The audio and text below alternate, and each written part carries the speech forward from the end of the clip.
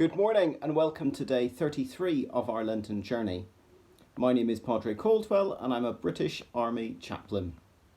As the Church Universal journeys towards Easter throughout these days of Lent, so too we are on a journey into the world of our mind to consider our thoughts, a journey into the world of our hearts to consider our emotions, and also a journey into our souls to find out and to discover whether we are truly at peace inside of ourselves.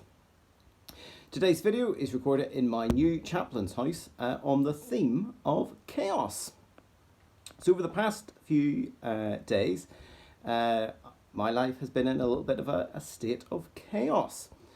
We've had the removals team in at my old house who've packed everything up. They had to load it onto the truck. I had to drive 6 hours, which was quite tiring. I then arrived here in my new home, my new chaplain's house, where we had to take everything off the truck, unpack it, and begin to set it up.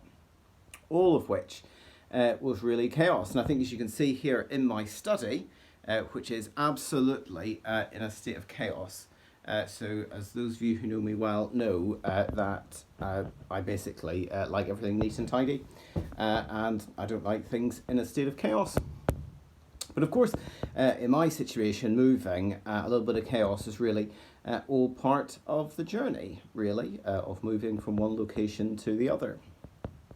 But of course, sometimes in life, our lives can be in chaos. Sometimes not through our choosing.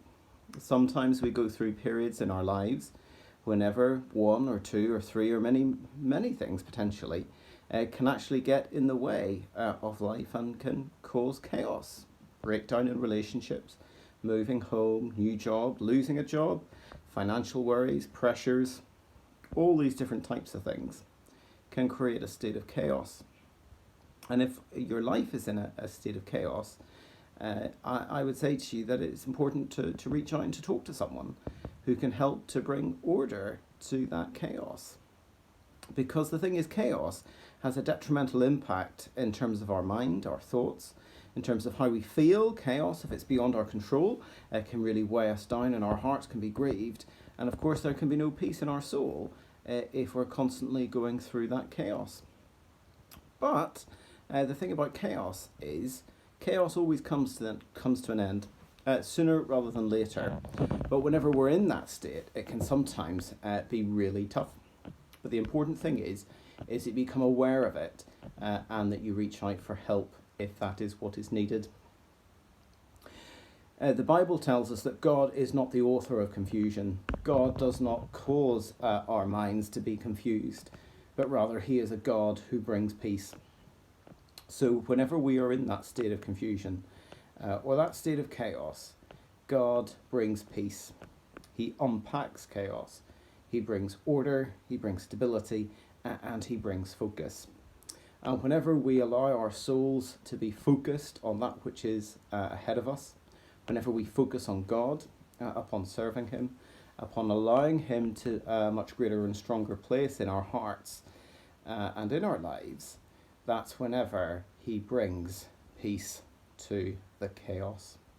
So folks, have a think today about your life and whatever's happening to go on for you.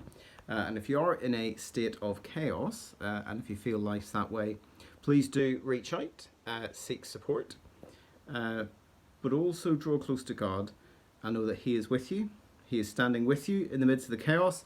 As you look around, that's what gets me through, knowing that God is here as I try to adjust my life to being in this place, in this very chaotic chaplain's house at the moment. But it'll be good. Folks, stay tuned for tomorrow's video.